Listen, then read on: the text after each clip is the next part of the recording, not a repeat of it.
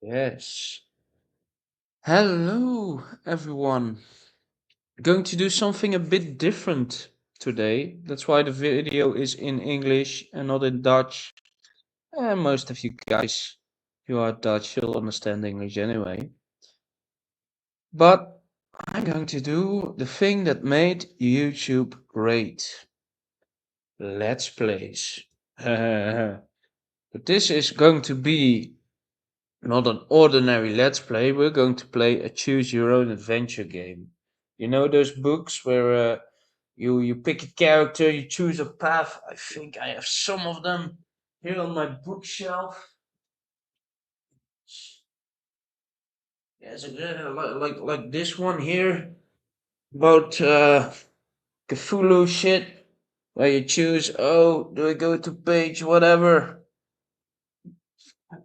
or another page? You die, you win. You die or you win. And I really like these games. They're fun, but this one is special because this one is the real shit.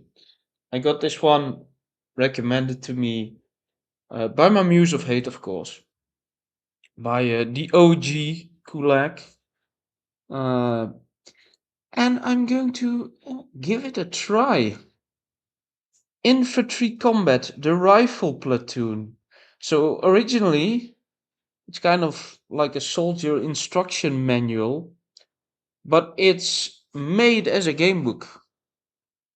And I am excited to try it out. See here, these people laying down with the guns. I think this is going to be some cool shit. So, infantry combat, the rifle platoon, an interactive exercise. Blah, blah, blah, blah, blah.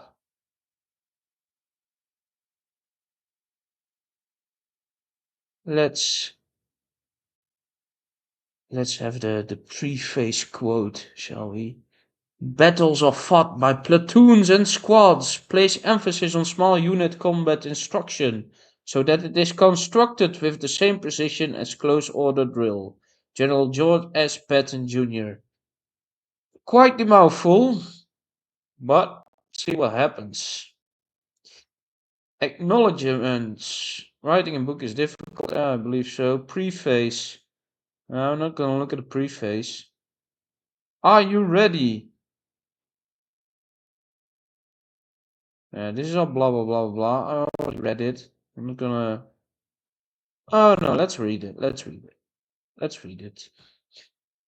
Once more unto the beach, dear friends. Once more, or close the wall up with your English dead. In peace there is nothing, so becomes a man, as modest stillness and humility. But when the blast of wars blows in our ears, then imi- imitate the actions of the tiger. Roar. Stiffen the sinews, summon up the blood, disguise fair nature with hard-favored rage, then lend the eye a terrible aspect. Shakespeare, Henry V. Well, uh,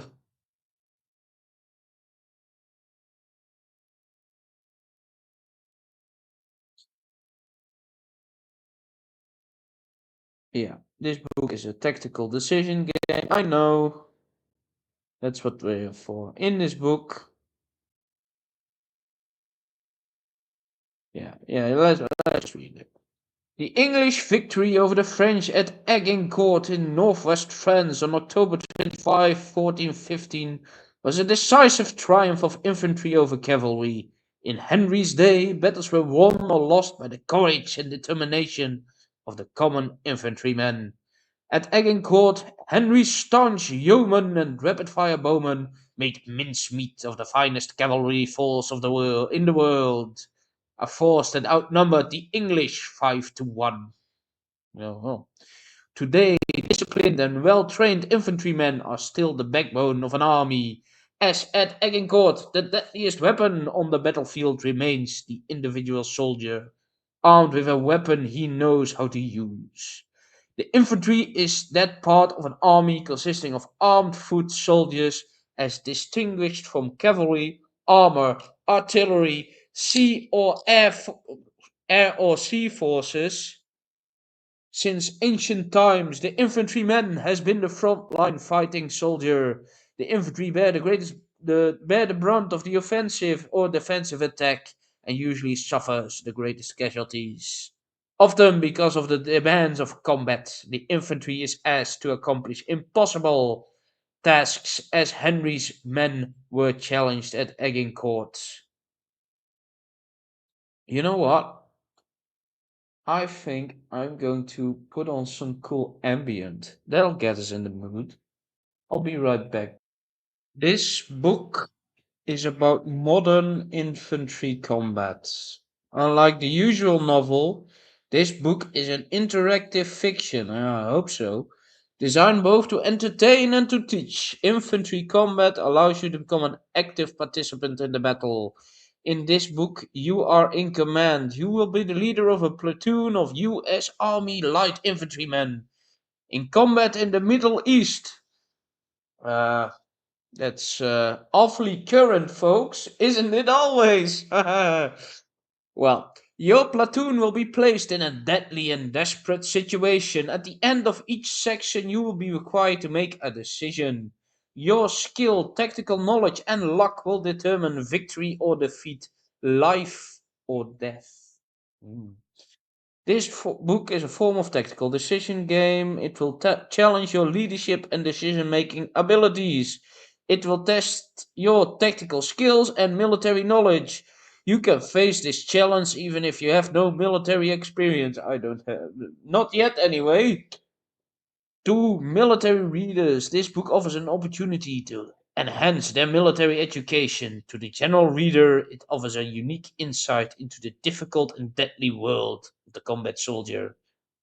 To play this tactical decision game, excuse me, folks, and act in the role of the infantry platoon leader, you need three things: this book, a pair of six-sided dice, and all the tactical expertise you can muster. I need dice.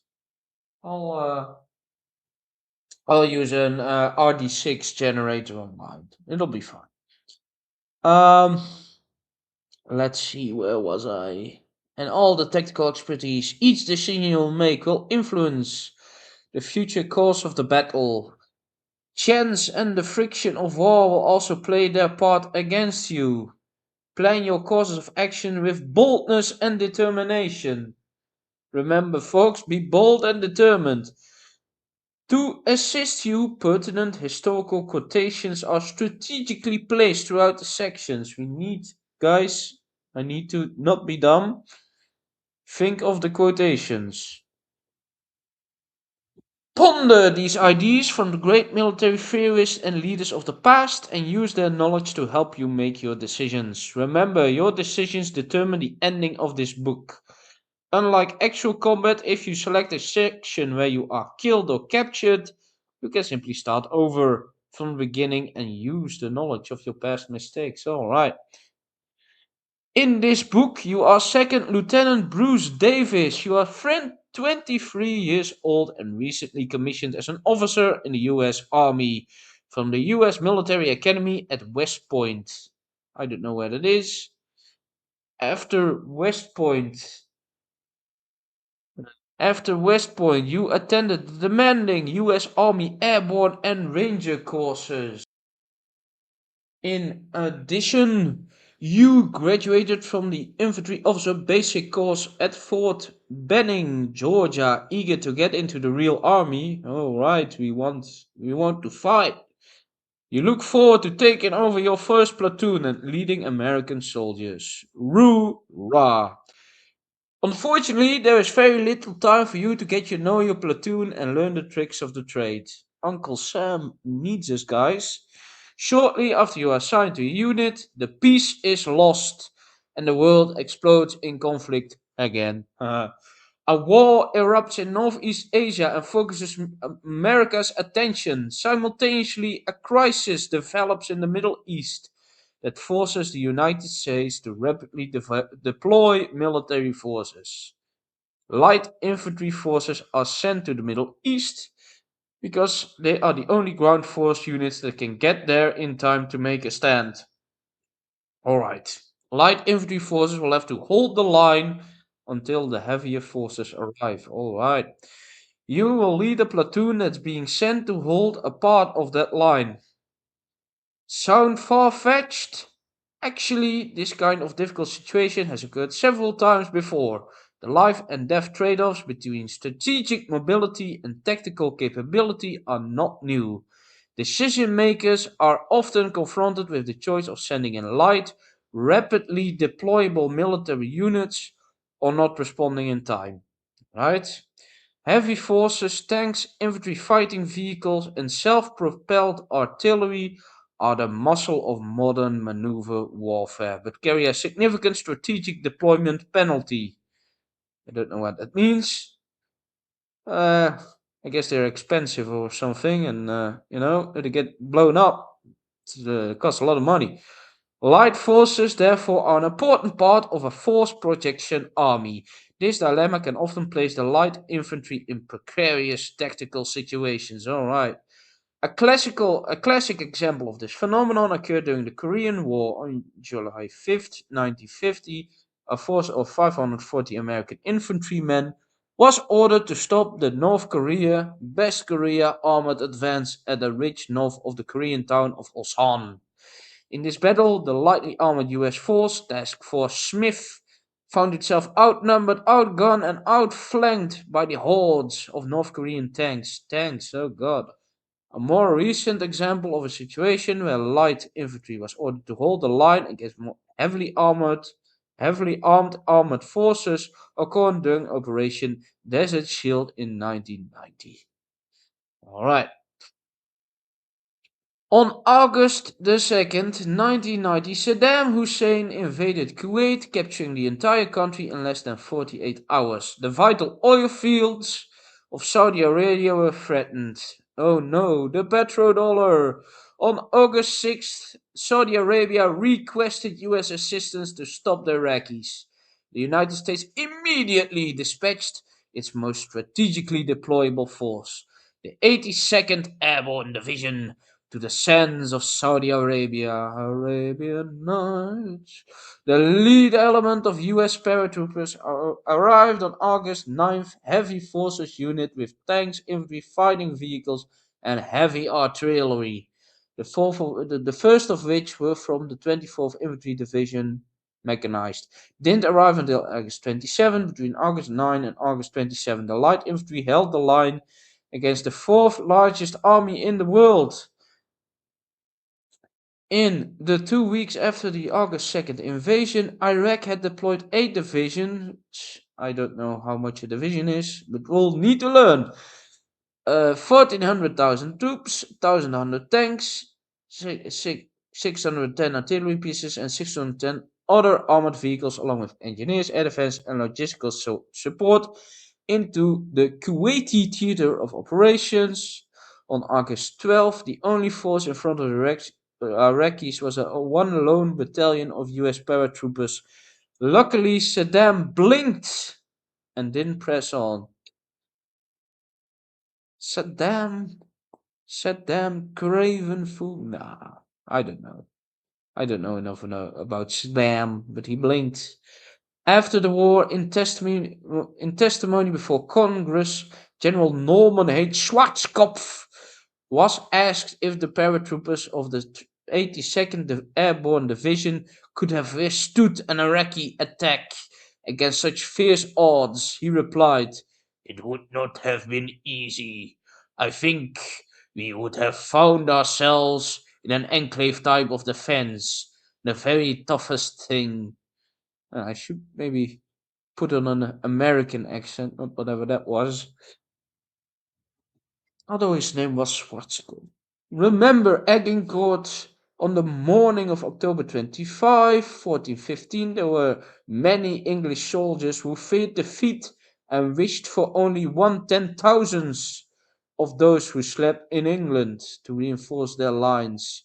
My airborne friends who participated in Operation Desert Shield told me that they felt much the same way on the morning of August 12, 1990. In infantry combat, you are faced with a different situation. Alright. The enemy is calling the bluff. This time, the enemy isn't going to hold back and wait for the United States to deploy and prepare full strength combined arms formation. Oh no, this time the enemy has learned a lesson from history. The very toughest thing is about to happen. Mhm. Are you ready? Yeehaw. The duty of the soldiers assigned to light infantry squads and platoons is to kill the enemy in battle. To do this requires excellently trained riflemen and superb leadership. In this tactical decision game, you will have an opportunity to test your tactical leadership. Alright. The leadership and tactical principles that apply to a rifle platoon and apply universally to almost all types of combat units. Alright. The right leadership gives purpose, direction, and motivation in combat. Confidence comes from knowing if your people, weapons, and tactics. The more you know about rifle platoon weapons and tactics, the more correct your decisions will be. Okay. The glossary and weapons data section at the end of the book will help you understand modern military weapons and tactics. We will look at this, I think, before the first decision. We will look into that, and when we have to make our first decision, we'll make sure we are well researched, you know? The conditions necessary for light infantry forces to hold against an army have not changed since the dawn of battle. Henry V's bowmen, the British squares at Waterloo, and the battling bastards of the 101st Airborne at Bastogne all accomplished these things to withstand a mounted armor attack. First, the defender must break the attacker's charge. Alright, that's our task. You need to break the attacker's charge. That's the first thing. Henry V did this by selecting a hill that had recently been plowed. Okay? The mud in front of his defensive position had the consistency of oatmeal. When the French attacked, riders and horses found themselves buried in goo up to their waists. So, you need to remember, folks, whatever will happen when the Arabs attack, we need to break that charge, you know? Next, the defender must try to engage the enemy at long range before the armored force can overrun his position. So, we need to break the charge and attack, engage, at long range. Okay. At Agincourt, Henry V's bowmen did a remarkably good job, knocking the slow-moving mounted knights out of their saddle and slaughtering the flower of French nobility. Ah, sacre bleu! Last, the defender must have the discipline and courage to withstand the psychological shock of the rush of armor. Okay, we need to have discipline and courage after that long range attack. Light infantry must have the same kind of faith in their weapons, leaders, and tactics as did the yeomen of Henry's army. So they need to trust us. They need to have faith in Jesus, or mostly us. You are now in a shooting war. The stakes are high. The enemy is determined to kill you. You are outnumbered, and the odds are 5-1 against you. Ugh. You will have to make up for your lack of numbers and firepower through superior leadership and expert tactical decision making. The fate of your platoon and the success of your unit depend on your decision and your actions. Your challenge is to survive and win. Besides, if the situation was easy, the army wouldn't need lieutenants. Once more into the breach, dear friends. Once more. Alright. Map symbols. Map symbols. Let me take my snipping tool and take a little snip of these map symbols and put it in here. Put it in my little Ducky, a little ducky. All right. So we have map symbols. We have the US tank platoon, which is like the square with a circle in it, oval in it, and three dots.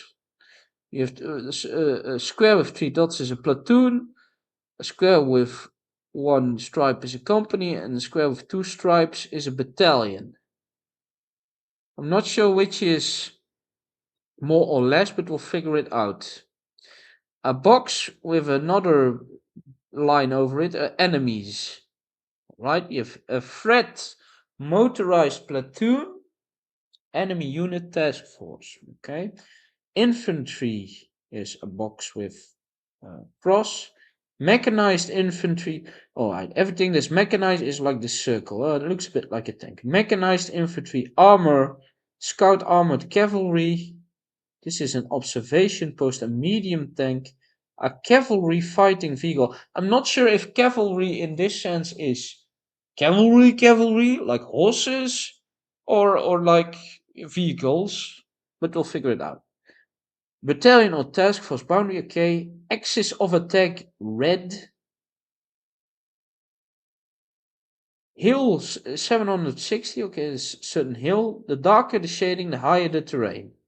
Well, one thing I know, vehicles can't climb mountains just as well as men do, so maybe we need to get into the mountains.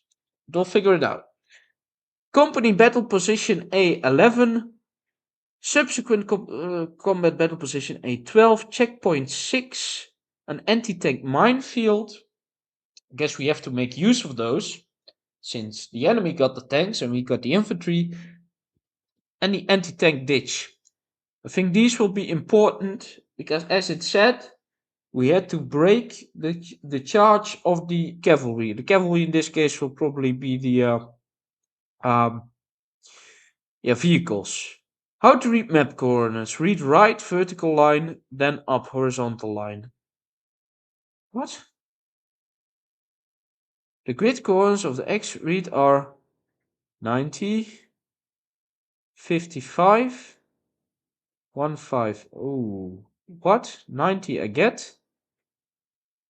50, 50. Ooh, what?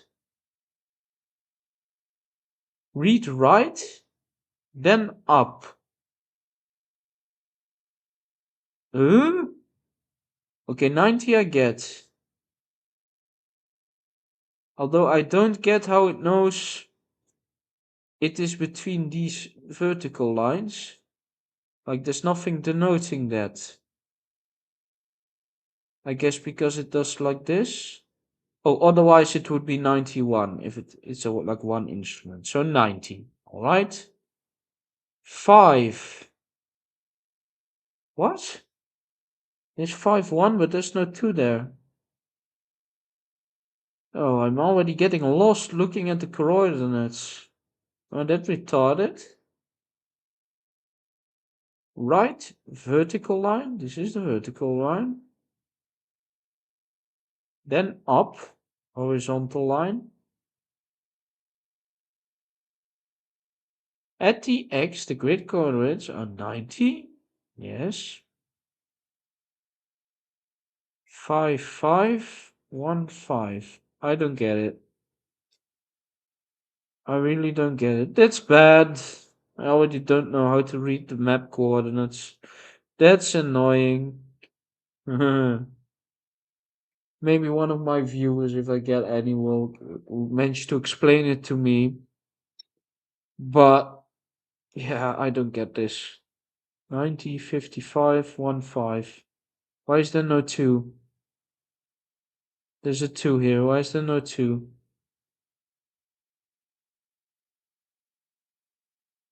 Well, if we encounter it, we'll figure it out. Right. Prelude.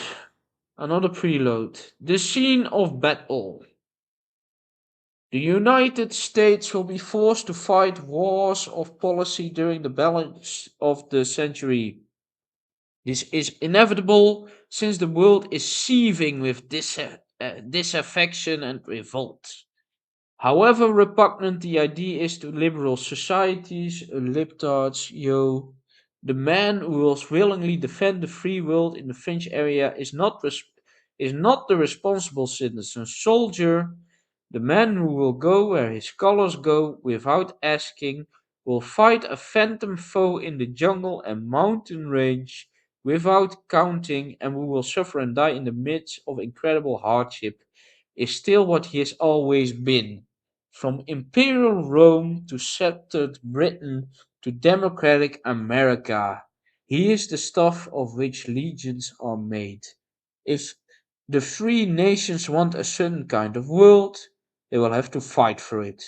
With courage, money, diplomacy, and legions. Alright, interesting. Oh, we're going back with history again. The situation. Vegetius, the Roman historian of the first century, wrote, "Who desires peace should prepare for war." A brief perusal of history reveals that the hard logic of this Roman sage has often been ignored. The United States of America, much like ancient Rome, has had to fight many wars to maintain its interests and sustain the peace. To accomplish this end, the nation relies on its trained professional military. Alright. The development of new technology has led to has led many theorists, politicians, and political scientists to consider the style of 20th century warfare as obsolete. According to these theorists, conventional wars between the armies of opposing nations will be so rare as to bring about the rise of a fourth generation of warfare. Fucking nerds, right? These writers believe that future wars will be high technology affairs, that conventional armies will be transformed into internal security forces, and that conventional military force will no longer matter. Innovations in technology and doctrine are the harbingers of change in warfare. The hope that the United States has entered a new era of high technology, bloodless wars, however, is premature. Technology is an important element in fighting decisively, but trained, dedicated soldiers proudly serving in disciplined units for a cause that they believe in form the sinews of victory. The bloody proof of this truth was demonstrated by the 700 Purple Hearts that were issued to US Army personnel from 1989 to 1994.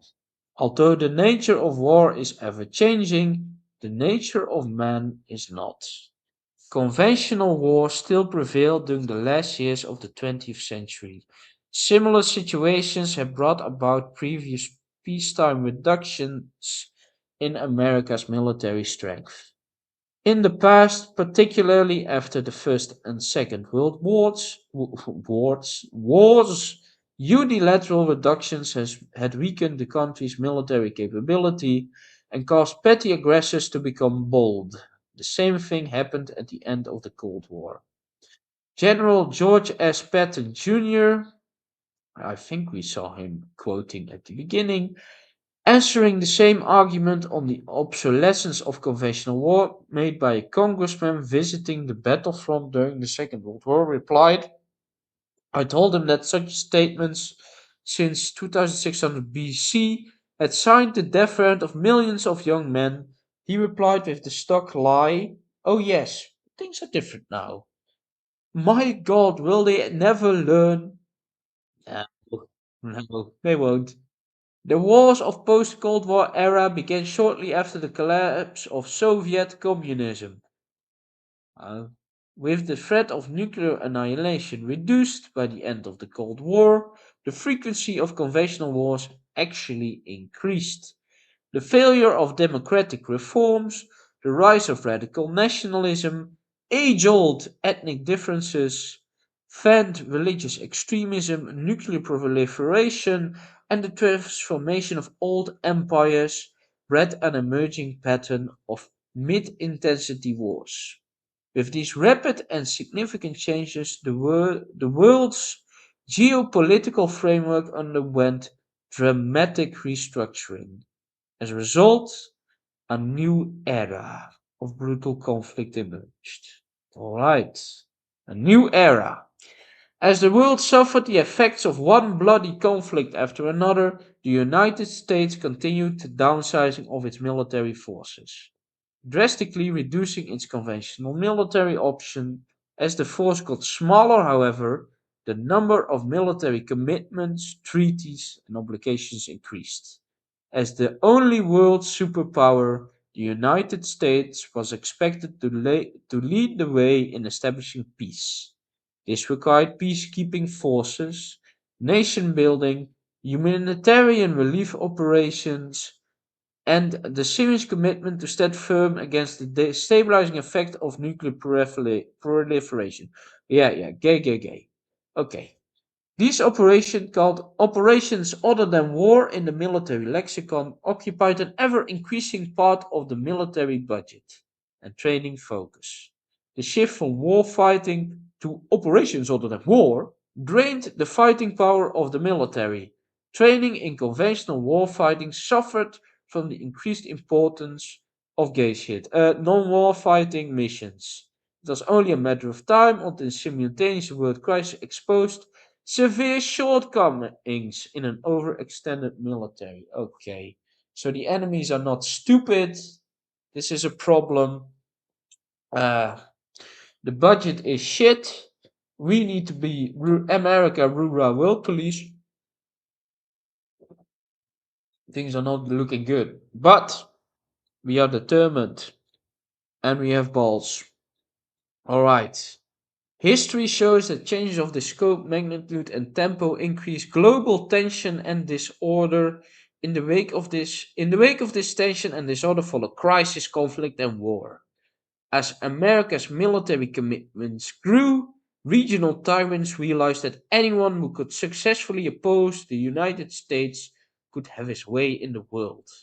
Okay, so like others are realizing, like if you stick up to America, um, basically you can cuck whatever. Okay. Alarmingly, the most dangerous of these regional powers, among them North Korea, Iraq, and Iran, possess large and dangerous conventional military forces. Opposing the United States was a serious undertaking, no matter how overcommitted its military was. Potential adversaries studied Operation Desert Storm and learned two critical lessons. First, pick your objective carefully. Don't threaten America's vital interest unless you can fight decisively and quickly terminate the conflict with a political agreement. Do you hear that, Iran? Do you hear it? Yeah. Second, never give the Americans time to build up conventional forces to fight a combined arms campaign. Fighting decisively requires excellent weapons, intensive training, and agile leadership. In the late 1990s, regional powers took advantage of the glut of cheap Russian made equipment and the hundreds of out of work ex Soviet and Warsaw Pact soldiers and technicians to become better equipped and better trained. A new generation of sophisticated weapons was readily available for sale on the world arms markets. Regimes with cash secured new tanks, laser guided munitions, and state of the art air defense missiles. Intensive training and agile leadership were harder to come by, but by the late 1990s, several regional powers possessed the means to win their objective by force of arms. So they got advanced technologically and smarter. Oh no. The second lesson dealt with timing. Fighting America required a quick contest. Victory would depend on striking swiftly before US forces could be deployed in strength, and negotiating skillfully to consolidate conquered gains. So they will be hitting us hard and fast. They won't slow down, they won't deliberate. Yeah. Negotiations could be enhanced if the aggressor possessed an actual or perceived nuclear war capability. More importantly, It didn't take a very large or sophisticated nuclear capability to augment negotiations. So a shitty nuke, yeah. Nations with regional ambitions therefore developed conventional military forces for conquest and pursued nuclear capability to consolidate their gains. So I'm just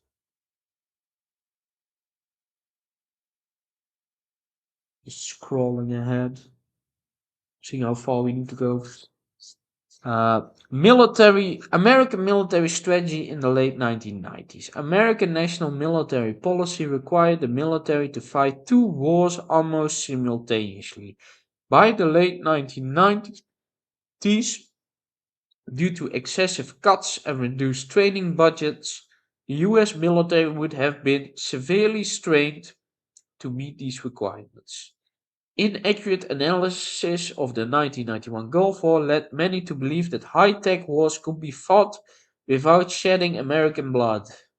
War was dominated by technology, and America maintained clear technological superiority. The human factors such as leadership, training, and unit cohesion were dismissed as increasingly insignificant. Oh no. As a result, the size of the US Army was cut to a level that was less than the total of US ground forces in 1939. The argument for high-tech solution, emphasizing air power, drones strike those bitches, was very persuasive. It sold well to the American people and to the American business community. It also fit the American psyche, made Americans feel superior.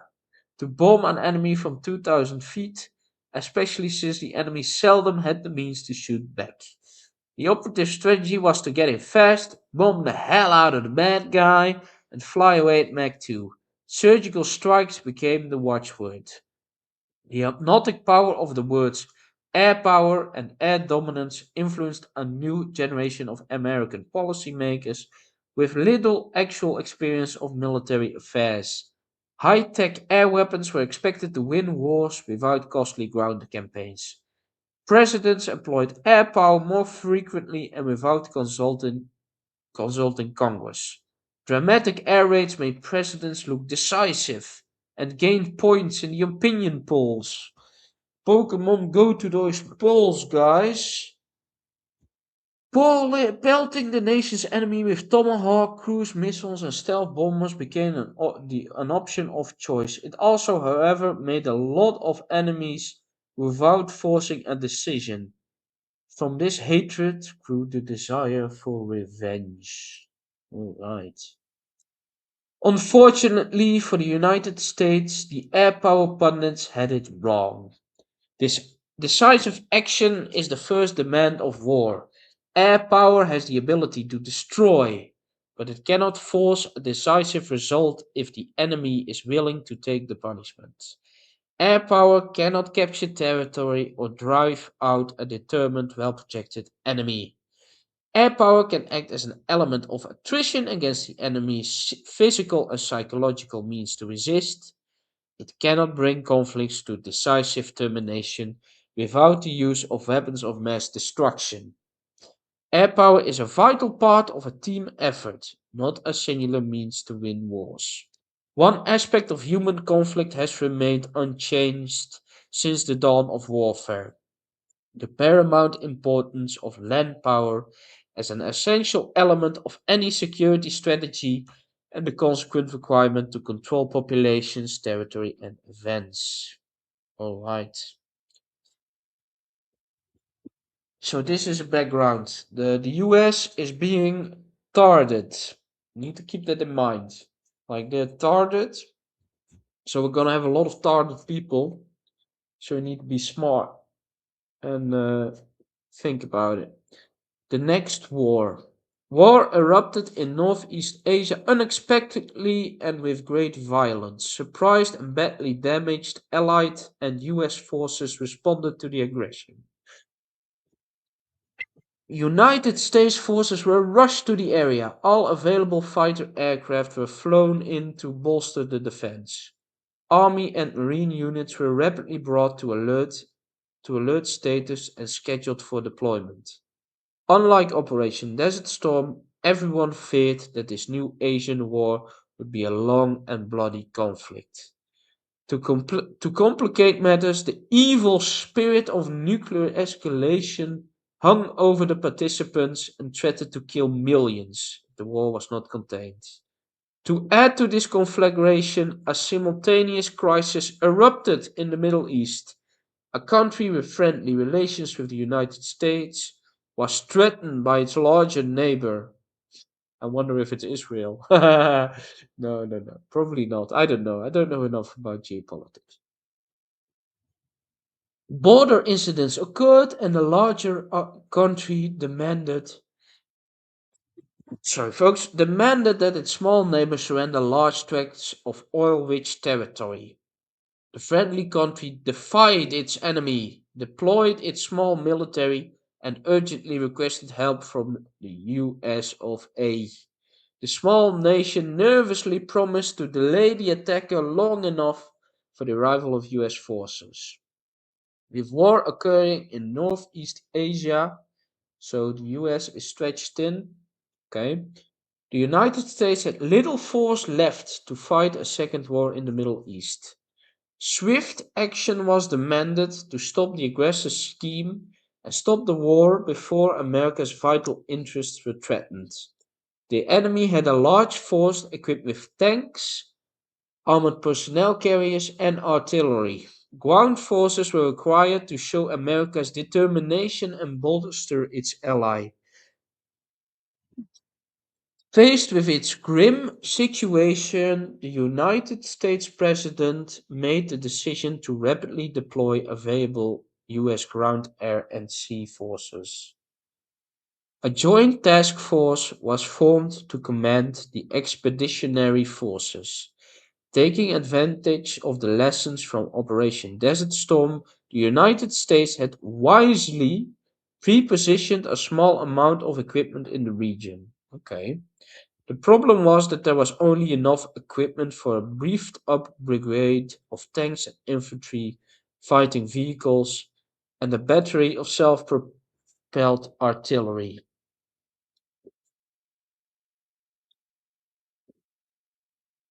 Personnel for this force were quickly flown into the country on civilian airlines to provide more combat power. The brigade was reinforced with a brigade of light infantry. Plans were made to reinforce this brigade with additional tank and artillery units by sea, but these would take several weeks to arrive. In several weeks, we get reinforced. Okay. While the politicians were debating, the enemy attacked across the border. Allied losses in the initial battles were heavy. As always, time was critical. The arrival of a little force now would have more effect than a lot of force too late. Okay. If America's ally was to keep fighting, the cavalry would have to arrive soon, just as it did in an old John Ford movie. Some advisors to the president believed that the aggressor would not be willing to engage US forces and that all was needed was to draw another line in the sand. Well, sounds like a dumb nerd. The main defense had to be placed north of the capital and the best defensible ground to keep the Allies fighting and to gain time for the deployment of heavier US forces. Okay. The US Joint Task Force Commander therefore issued orders for US forces to assist Allied units to block the invader from taking the capital city. Okay. The enemy had hundreds of tanks and plenty of artillery, but these were still miles away and strung out in long columns.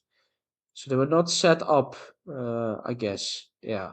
They're not ready to fire yet. Blunting the nose of the advance would gain time to draw the pre-positioned equipment and attrit the enemy with the limited quantity of available air power. Of course, we need to rely on that air power. For the time being, the Americans and the Allies would have to fight outnumbered. Confusion and chaos reigned in the Allied capital. A mass exodus of refugees streaming away from the fighting hindered the Allied defense. So I'm just going to scratch my hand. The enemy knew that time was against him. The aggressor wanted to take the capital, bargain for territory, and make a deal before American forces could dramatically change the situation. The aggressor's threats and bold use of force were having a serious political effect. Several nations in the region denied their port and air facilities to deploying US forces. The enemy, sensing the fear and confusion, presented a ceasefire proposal to the United Nations. Wait. Their ceasefire demanded that American forces leave the Middle East and allow Arab nations to decide their own border issues. So they're using the UN to try and force us out. Several of America's Middle East allies vehemently objected, recognizing the peace offer as a play to solidify territorial conquest. Others feared the threat and argued for appeasement. Anxious ambassadors of several countries adjoined the region, dreading the financial loss of another major war. We were quick to consider the ceasefire proposal, okay? The acceptance of a ceasefire by the United Nations would allow the attacker's aggressions to be vindicated. The United States was determined to not let this happen. In combat, however, the cost of showing up with forces inadequate to achieve a quick and decisive victory is measured in blood. This is the situation that Second Lieutenant Bruce Davis, that's us, that's me, now finds himself in. A light infantry brigade reinforced by a single armored task force. So we are reinforced by armored task force, okay. Was given the mission to defend the critical sector that blocked the major axis of the aggressor's line of attack. The light infantry was ordered to dig in, so in order to dig in and be prepared to fight an uneven battle against an enemy with superior numbers. Okay, it's not very agile that we're ordered to dig in. The stark truth of this situation is now crystal clear to the riflemen of Second Lieutenant David's first platoon. It is a lesson that many Americans seem to have forgotten. It's not just high-tech arms, but superior force of will that wins wars. Okay.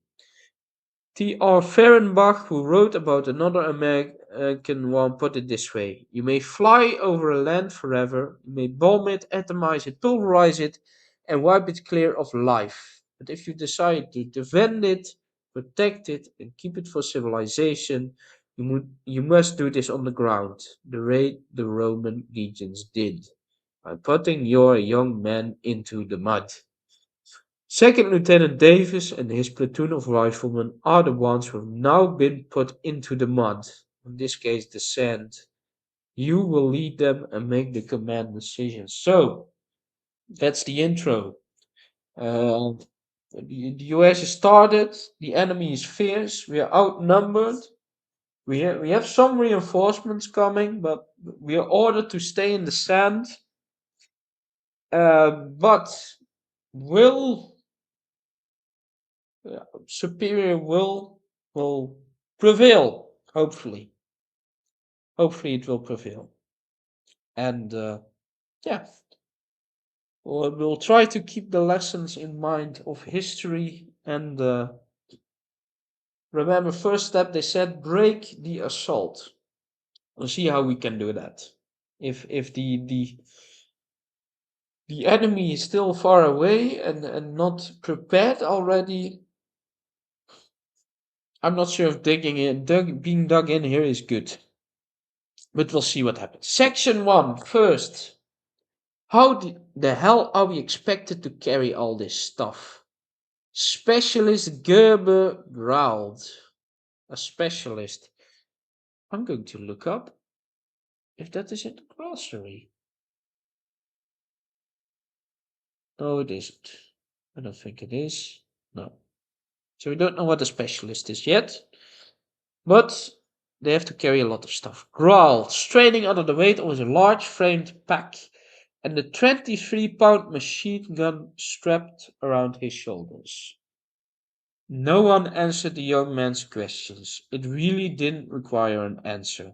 That was just the way things were in the infantry. Complaining wouldn't change anything. Sweat rolls down from under our helmet as he tramped on. The gold cloth insignia of rank that adorned his sand camouflaged Kevlar helmet was covered with dust and was almost unrecognizable.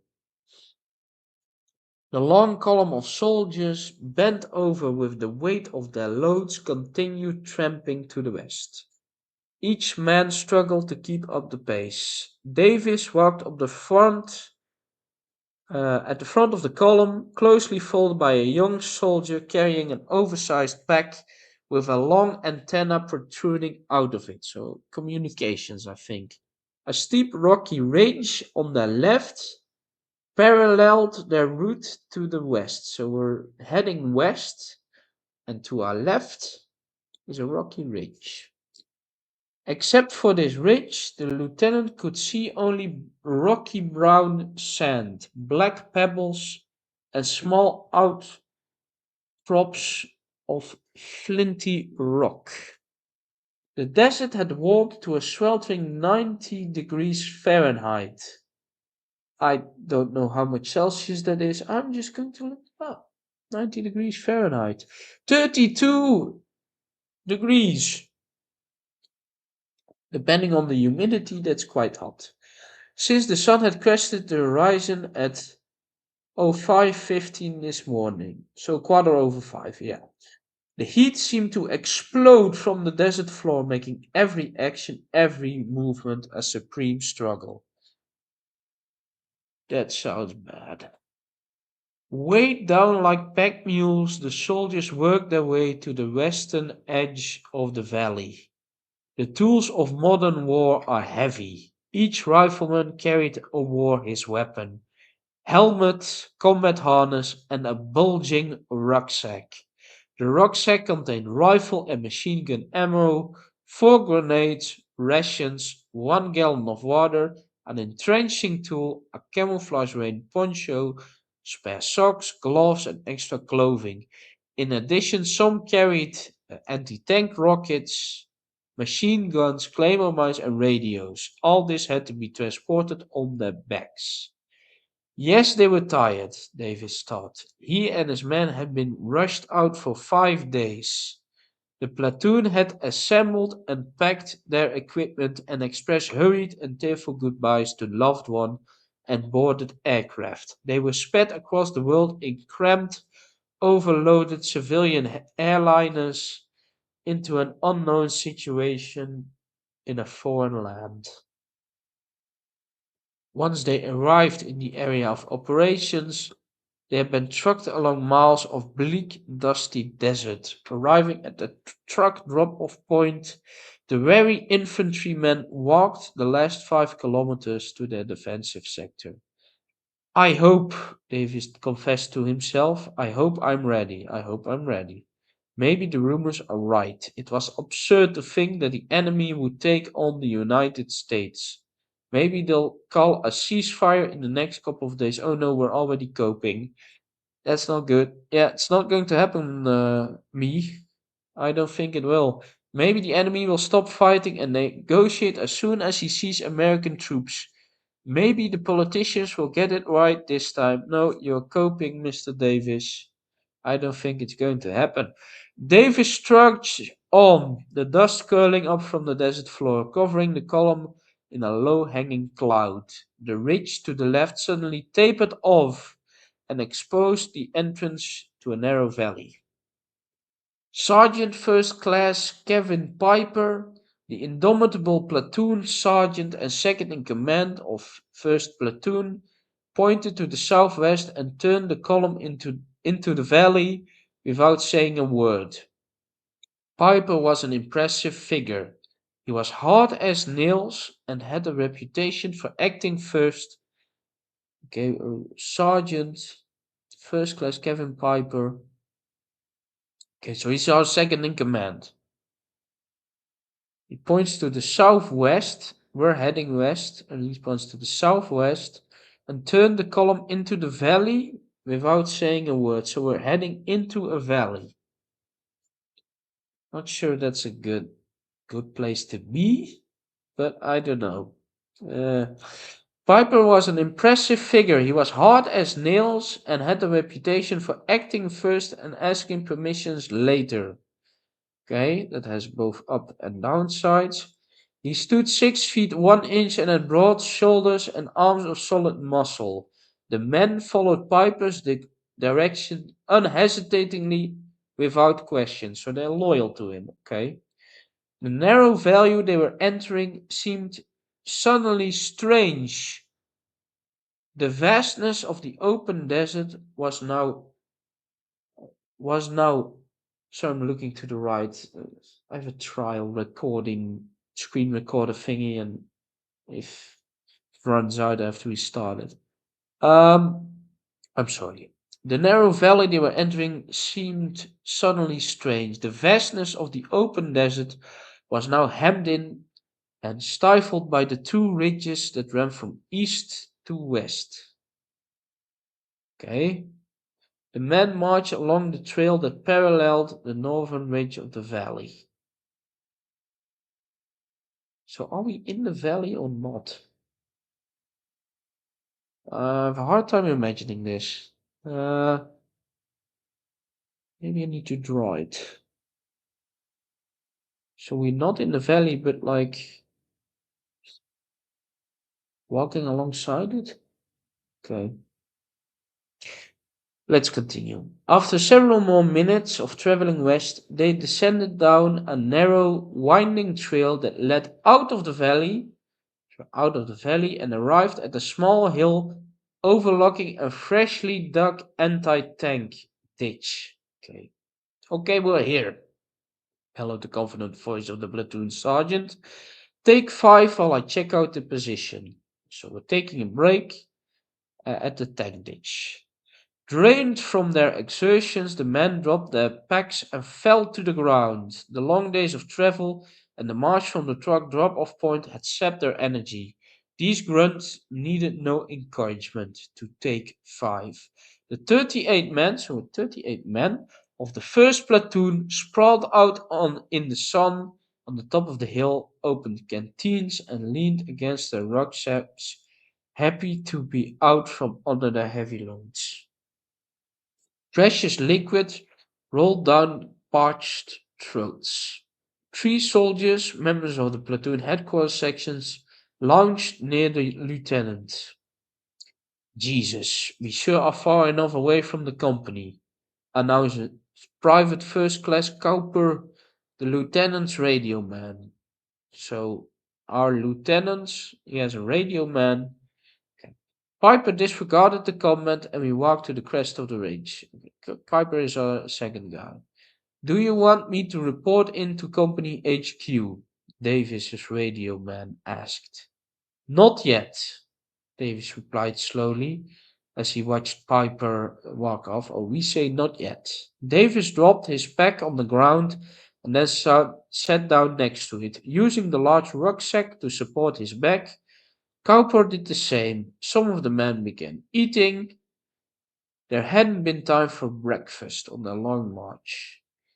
We sure have traveled a long way to get to this shithole corner of the world. Yeah, you sure have. Cowper said to the lean, tall sergeant sitting next to him. Yeah. I couldn't have said it better myself, replied Sergeant Mark, the platoon's forward artillery observer. So he looks for artillery? I guess.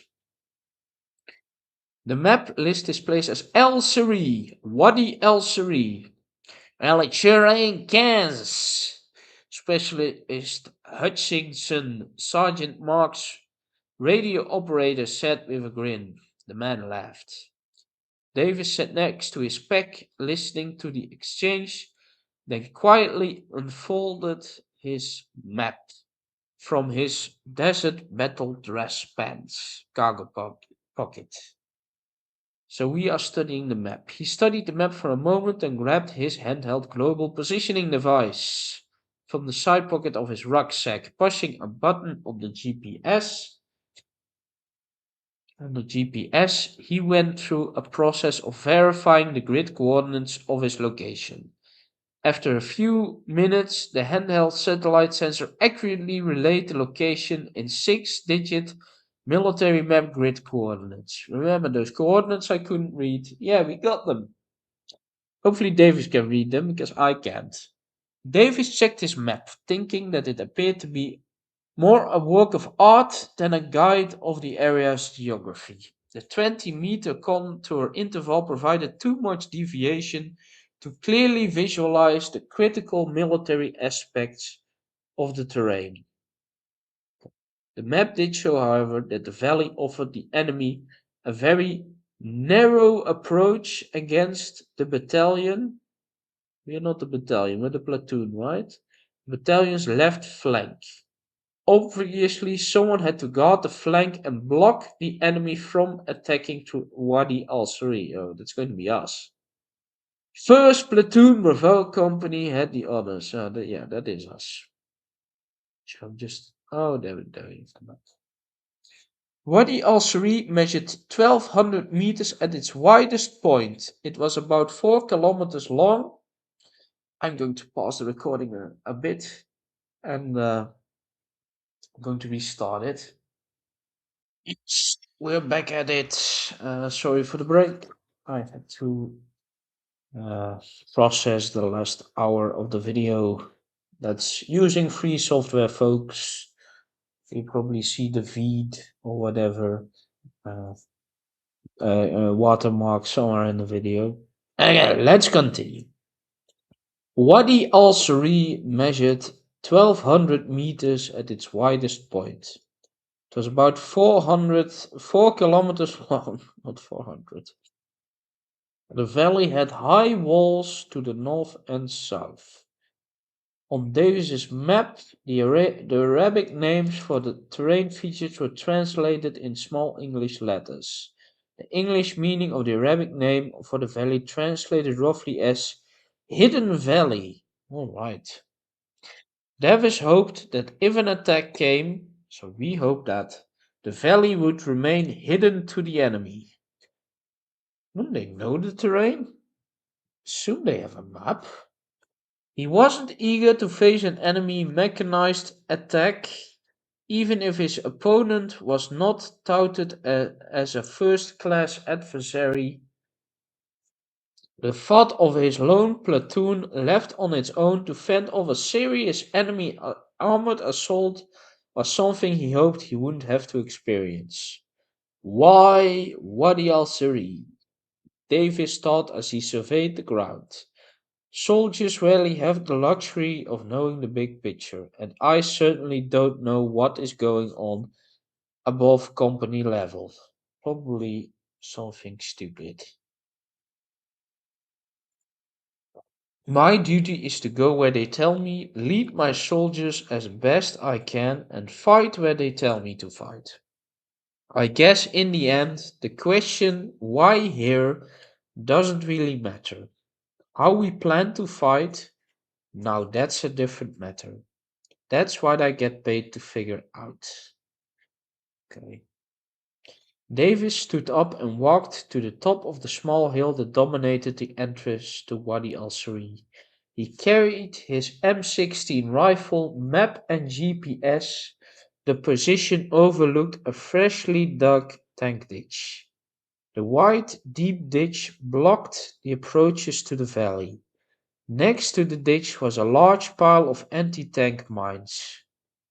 Concertina wire, don't know what that is, and metal pickets. Anti-tank stuff, I presume. Davis's company commander had told him that an Allied engineer unit had dug the ditch in preparation for the arrival of the Americans. Okay, so they dug a ditch to us. Oh, great.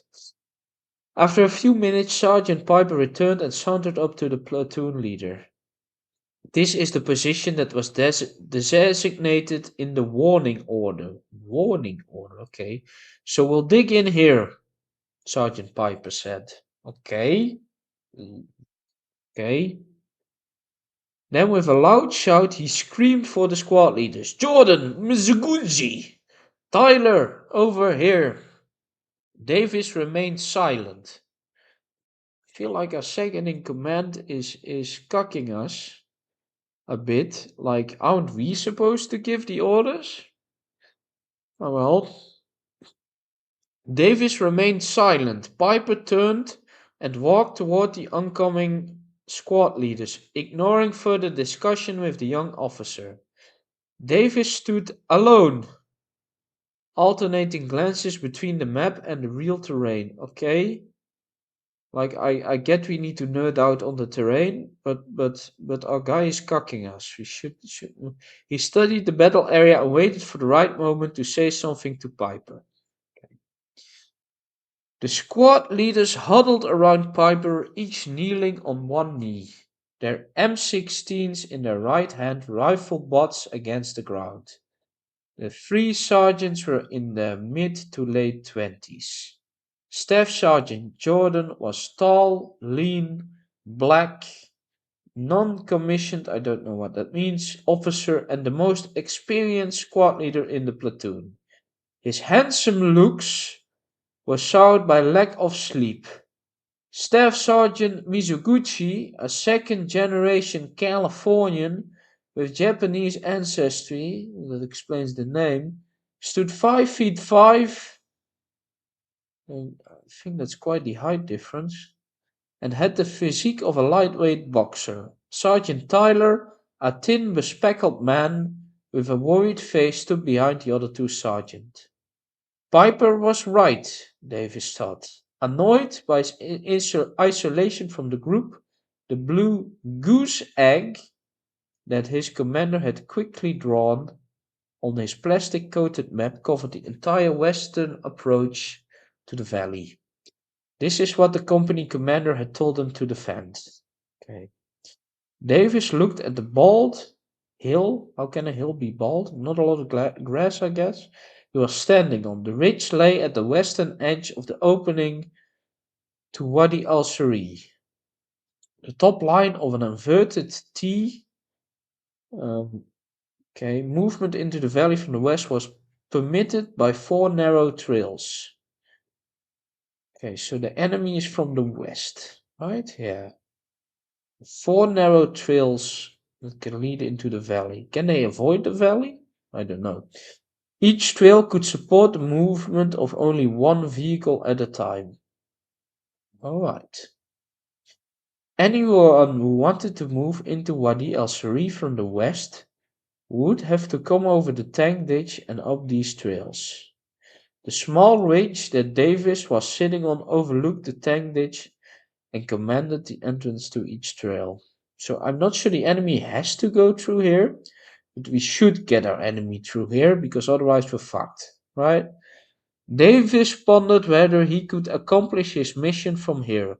If an enemy forced the ditch and came up the trails into Wadi al Sari, he could race for the eastern exit of the valley and hit the battalion's flank. So if they rushed through it, uh, yeah, then they hit our allies and we're fucked. Okay.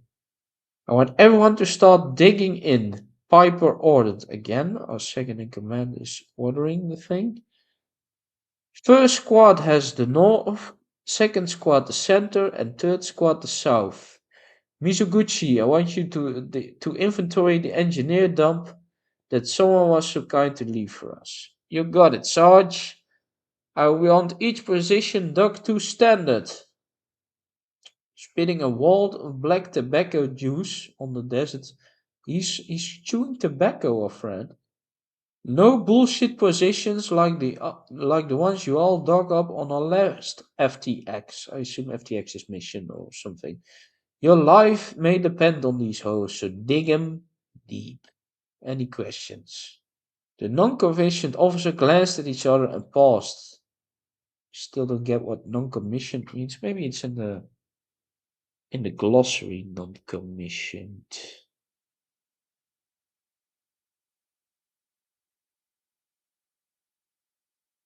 I don't think so. Oh, here it is. No. It's appendix for platoon sergeant.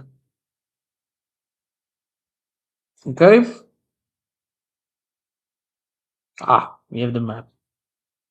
So I'm just going to zoom in a bit.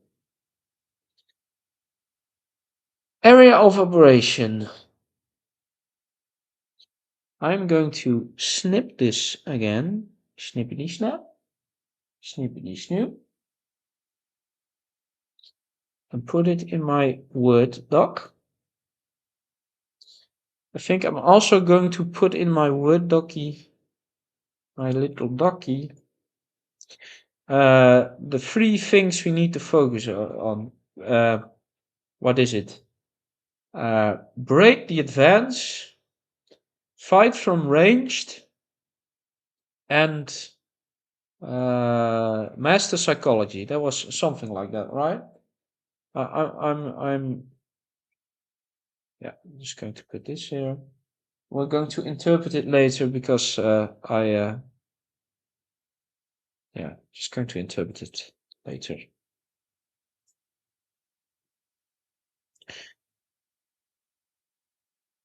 Oh, this is the yes, let's interpret our map, shall we? Did I say Kansas? Okay. Ah, so this is a zoomed in portion of this, right? Yeah, I think so.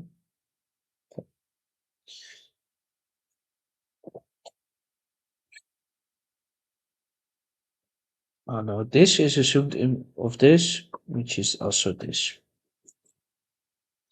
40, 10, 30, I don't know what that means. The north is to the west. Okay, so it's rotated. Some reason. You need to look for A, B. What is that? Coordination point. This is a coordination point. Platoon, PL, I assume Illinois. Assume that's us. TF armor, task force armor, I guess. First band, I don't know. Platoon, Kansas. Oh, these. I think this is us.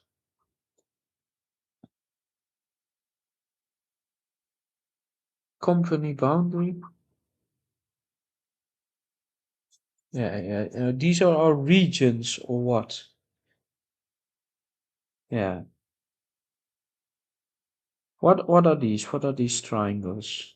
Anti-tank ditch. So here's the anti-tank ditch they were talking about, okay? This is the dirt road, I guess. This is PL, I don't know what PL is. PL is probably platoon, I don't know. It was supposed to be a platoon, right? Maybe it is, was there a guy named no. It's one of our guys, yeah. These two, what's these two things? Battalion or task force boundary. Okay. What's your AB? What is this stripe AB? Doesn't say. Maybe it's the company boundary. I don't know. Yeah. So this is this is the hill, the mountain, the hidden valley. And this is the valley. This is the tank ditch. And here we have these points. Okay. For yes, I'm just going to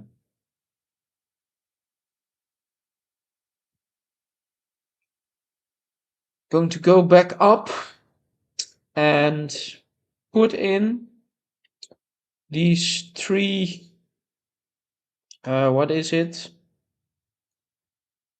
Uh, tactical points the book says. So we need to keep that in mind because yeah, where does it say break? So break something. First, the defender must break the charge. Yeah. First, the defender must break the attacker's charge.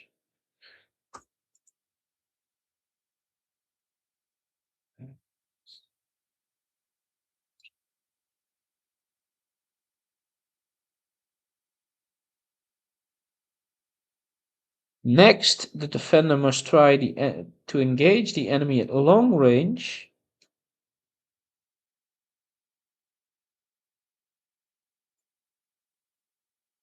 That's what he says. No, down a bit.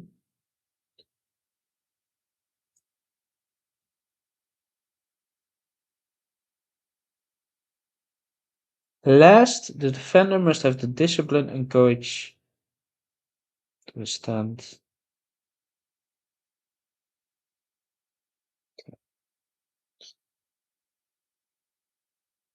Going to put that down. That's something to remember.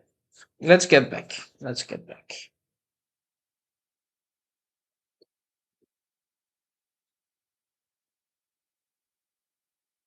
All right. Let's get to work, Vital ordered, concluding the short meeting. The squad leaders. Squad leaders. Is that something on the map? Is that what they are, these things? PL? Not sure. I don't think so. The squad leaders scurried off to designate the location of each positions in their squads. Then the soldiers unpacked their tools and began to scrape at the ground. Silently, Piper unfolded his entrenching tool and bent the adjustable handle to form a pick. A couple of black buzzards circle high in the air over Wadi al-Suri. Well, that's a nice sign. Cowper, Piper yelled. Call the old man and tell him we've arrived in position. Roger. Cowper shouted back, and then Buzzley unhooked his radio hand mic from the side of his rucksack and began broadcasting. Davis put down his map and reached for the binoculars attached to the right side of his rucksack. From the top of the hill, he could clearly see 8 to 10 kilometers to the west. Okay, we can look to the west. The west in this pic was north, right? No, south. Right. So if they come from the west, they can go like this and avoid the anti-tank ditch, right? Anyway, where was I? Roger. Yeah. From the top of the hill, you could see clearly 8 to 10 kilometers to the west. The ground to the northwest sloped down, then rose to a jagged ridge 8 kilometers away on the western horizon. There were 3 narrow passes in the far ridge line, each offered exits for armored forces. Between his position and this ridge was nothing but empty desert. Okay. If an enemy approached from the west, he would have to cross this open space. Davis turned his attention to his right flank. The ground immediately to the north was steep, impossible for vehicles to cross, and difficult for dismounted soldiers to climb. Okay, good to know. The south wall of the valley was even higher and more difficult. The north and south walls forced all vehicles to move east-west.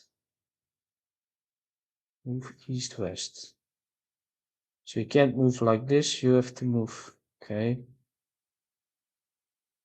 Yeah. You can't move over to the north, I guess. Because you have to go to. Wait, was the enemy coming from the east or the west? Great, I'm already confused. No. We'll figure it out. We'll figure it out when we have to make a decision.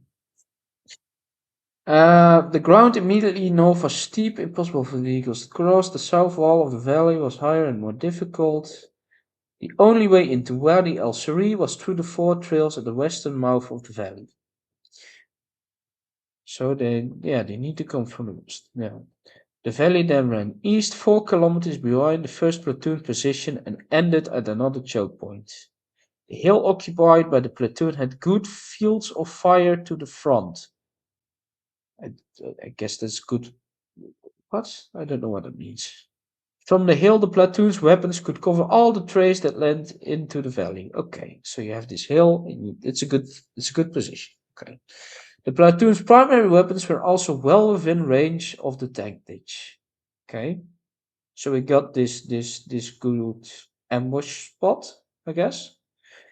Davis looked down and studied the map carefully, tracing the thin brown contour lines with his finger, looking for places that he felt needed further study and reconnaissance. He looked up from the map and stared at the tank ditch. Economy of force be damned. I don't know what that means. How am I going to block the enemy with only a platoon? Hell, we could put the entire company in this valley and still have space to spare. Okay, so it's a lot of ground to cover. Why did they put the tank ditch on the western entrance of the valley? What's that, sir? Cowper asked. Nothing private, I'm just muttering to myself. Just thinking out loud, yes. The men struggled with their shovels against the rocky soil. A few talked as they dug, but most were grimly silent. Sergeant Piper was digging in a position about 30 meters to the left of Davis' rucksack. Cowper had also started digging. The entire platoon struck at the dirt like frustrated moles. Davis slung his binoculars around his neck and walked over to where Sergeant Piper was digging. The sergeant was struggling against the rocky desert soil, swinging his threshing tool. A diggy diggy hole, diggy diggy hole. Attempts to crack the desert's hard surface. The dust billowed up at him, hiding the results of his effort. Not to be beaten, he struck again with all his force at the sun-bleached ground. The power of the strike scattered dust and small pieces of rock, but the ground failed to budge. It'll take hours to dig in using e-tools. I don't know what e-tools are. That's probably what he's using. Davis sighed, removing his helmet and taking a green rag from his pants pocket to wipe the sweat from his brow. That's how we got right now. I've asked the first sergeant to bring us some picks and long-handled shovels, Piper replied tersely. I thought you were the first sergeant. Okay. Top promised me he'd get us some. He's never let us down before. So how will they be delivered to us? I'm not sure. Davis held his reply and looked past Piper as if he wasn't there. Things just giving the Aryan stare. Things just aren't working out, he thought. I'm not leading this platoon. Piper is. Yeah, that's what I've been saying, guy. He's been without a platoon leader for more than a year. He's used to being in charge. Now that things are getting tense, he doesn't want to take the time to break in a brand new lieutenant at the academy. He always told us to listen to your NCOs. Don't know what that is. It makes sense to take advantage of experience, and Piper is competent. No, follow the chain of command. We're not getting cucked by this guy. One of the best, but he's extremely hard-headed. Somehow I've got to get Piper to support me. Well, I'm willing to listen, but I'm responsible for this platoon. Do I have enough time to gain Piper's trust and confidence? Well, we need to do it the slow gay way? Do you think we can stop the enemy at the ditch? Davis addressed Piper seriously. Our position doesn't seem right. We need to talk this over. We should have nipped this in the bud, because we're already getting cocked. But winning him over and stuff like that, I don't think that's going to work. So me, which is Davis, don't like getting cocked by this guy. The older man dropped his entrenching tool and took 2 paces forward, placing himself directly in front of his platoon leader. Piper towered over the smaller officer. In spite of his domineering presence, Davis didn't flinch. The older soldiers, busy with their own holes, continued working. LT, Piper announced, emphasizing each letter slowly, as if it were a badge of shame. Oh, he's now directly like shit talking us. You've only been here a few days. You don't know anything about this platoon or how to lead it. Tomorrow, if the enemy decides to attack, we had better dug in. Oh, he's directly starting to shit on us. Oh, fuck. This is fucked. We're starting fucked. Davis, sweat stained and dusty, stood tall and straight. He tried to contain his mounting anger, but his eyes gave him away. He was getting used to these lectures, and they had to end. A warning order from Company HQ told us to prepare to block the enemy from moving through this valley. They put that frigging tank ditch here for a reason. Oh, he's still lecturing us. Okay. Sergeant First Class Piper continued, pointing his muscled arm in the direction of the enemy. I intend to be ready. We got our orders, Lieutenant. We don't get paid to debate them. God. Davis dropped his gaze at Piper and looked over the area to his west. Is this really where we want to fight? Is this where we can stop him? I don't see a better way. That fucking tank ditch is the key. I don't know. Is it? If we dig in and cover it with fire, we can kill the bastards as they struggle to cross it. It's as simple as that. I don't know, it's going to be simple. Davis hesitated. He again surveyed the western horizon with his binoculars.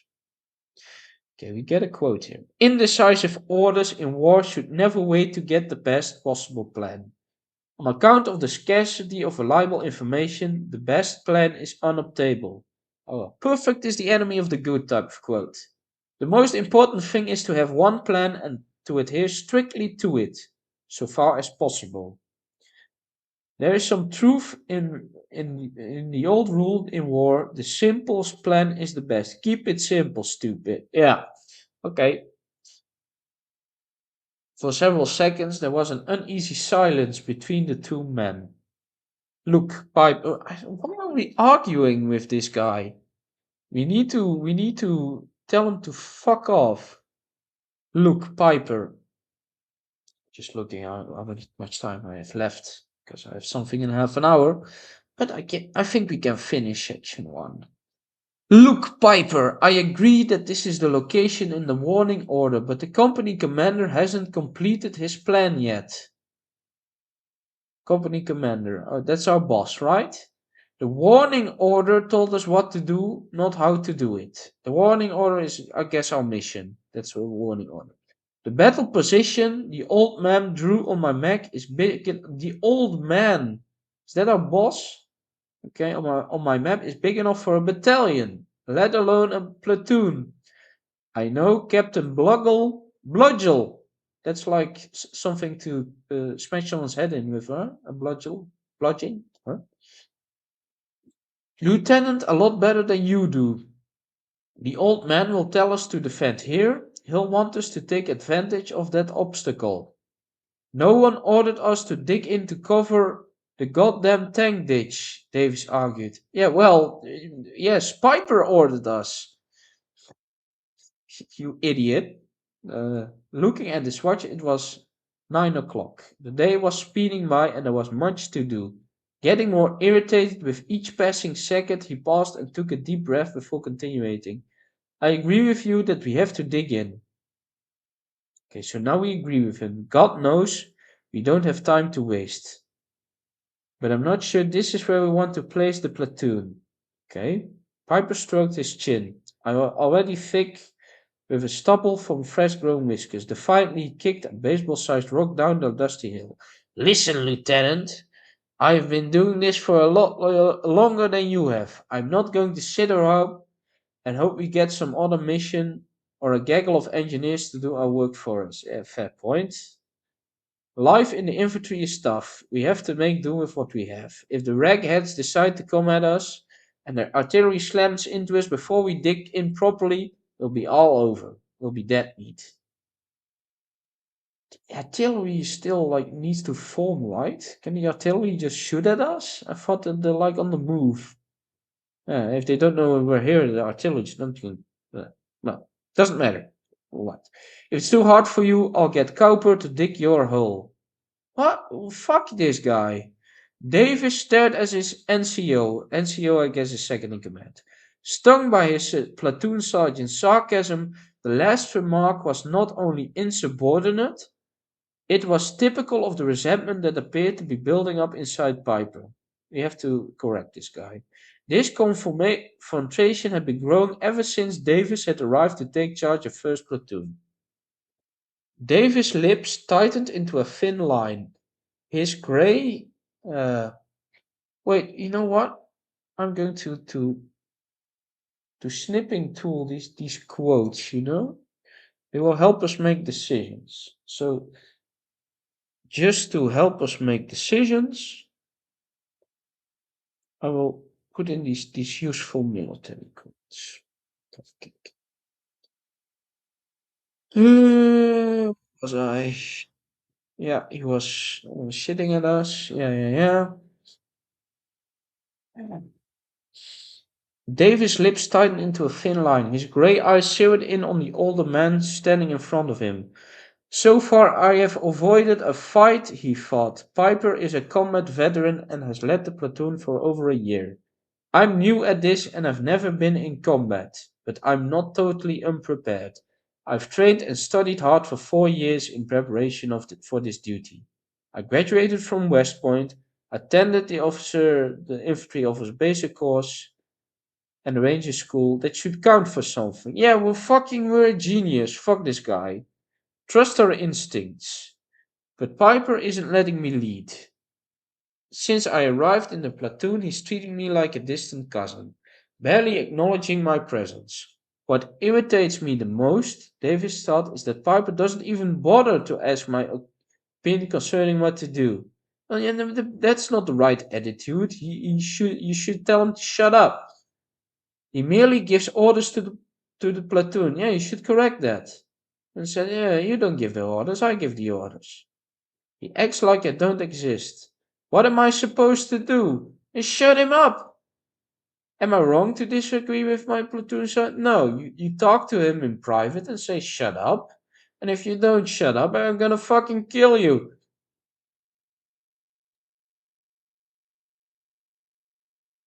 However competent an officer may be and however thorough his earlier training, he's always a risky investment until he pays off in combat. That's us, probably, because we haven't seen combat yet. Davis, I'm not going to say this quote. Davis winced. The short hairs on the back of his neck bristled as he readied for the confrontation.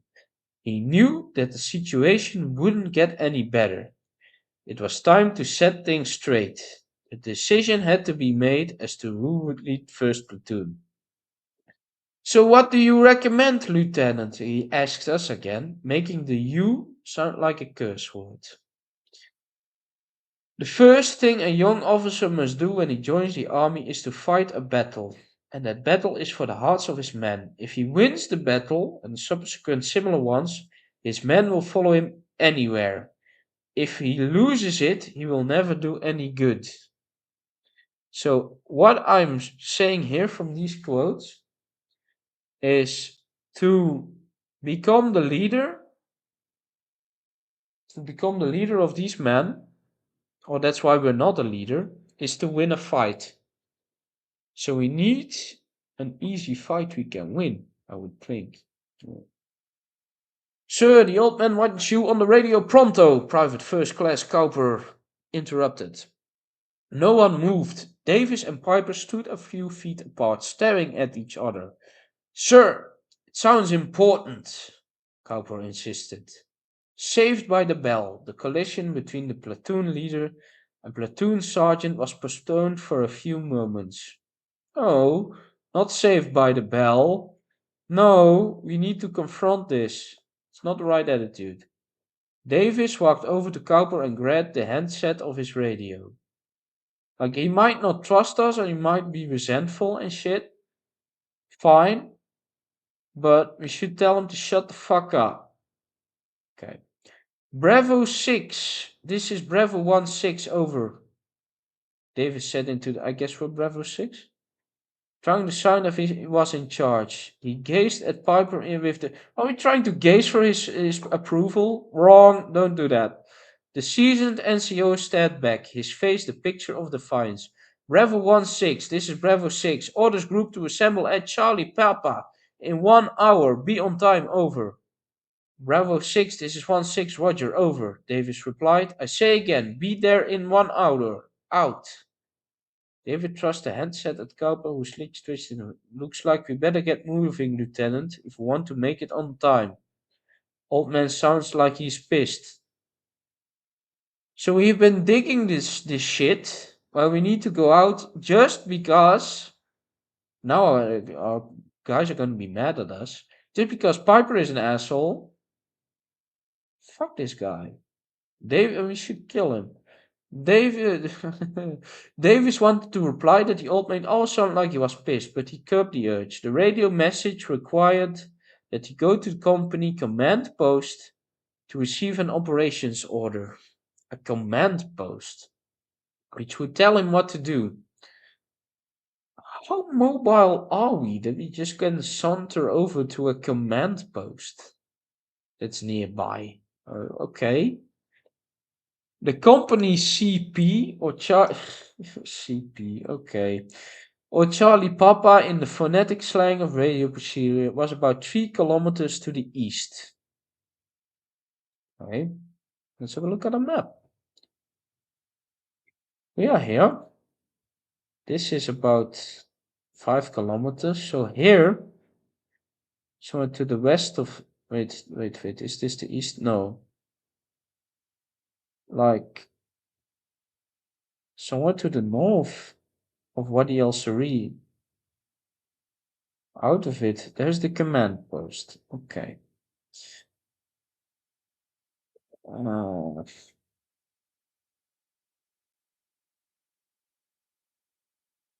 at least now we'll get the final words. By the time we're told what's going on, Piper exclaimed, still glaring at Davis.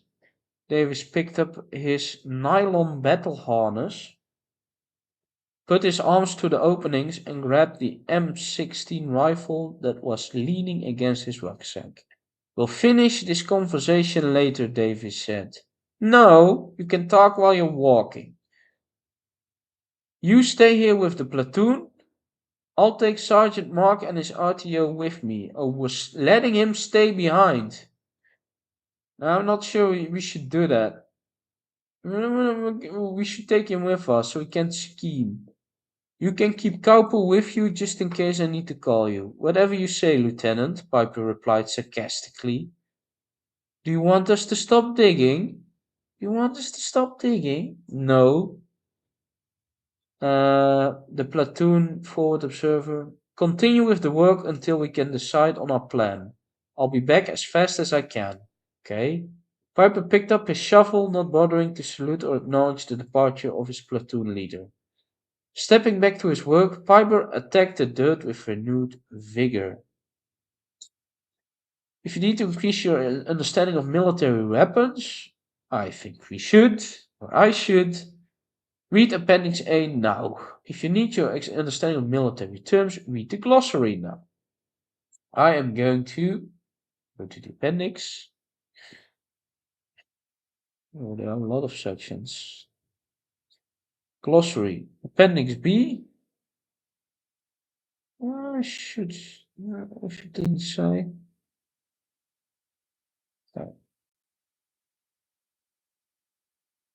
No, it's not long.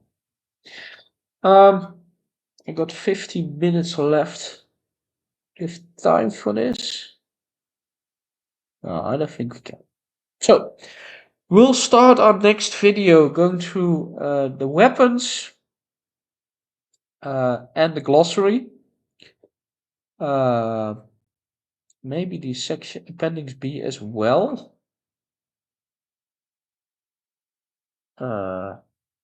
Yeah. I'm just having a quick look at it.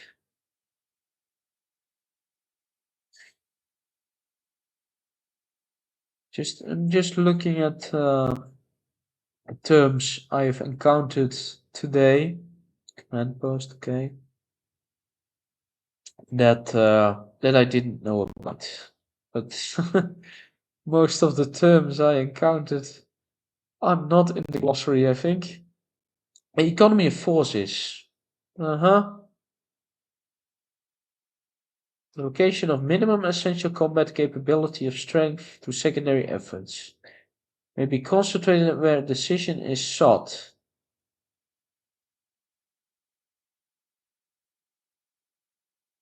Okay, so it's doing the minimum, so you spare your shit on the essentials. Is that what it's saying? Okay. Ah,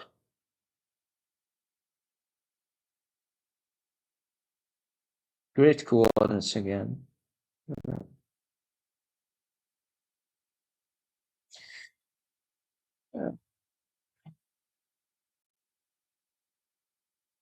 A warning order. I didn't know what that was. A preliminary notice of an action or order that is to follow. Okay, so that's just an order. Yeah, that's just a mission. Yeah. Okay. I'm having fun. It's. I know it's long. Yeah, we didn't get to the decision yet, but I want to absorb everything. Thoroughly have a good thought about it, so we can make good decisions and not dumb decisions. So yeah, should be fun. I'm going to shut it off now. To shut off the recording, and I'll let's play more in the future. I need to find a good way to record games because this is just a PDF that's very easily done. Um, but yeah, hope you enjoy this journey with me, even though yeah, I'm having a bit trouble with the recording software. But yeah, yeah. Hoorah! America, fuck yeah. Just what a fucking way, yeah. America, fuck yeah. Freedom is the only way, yeah. Terrorists, your game is true. Cause you get to answer to. See you next time, folks. I'm out. Stop the record.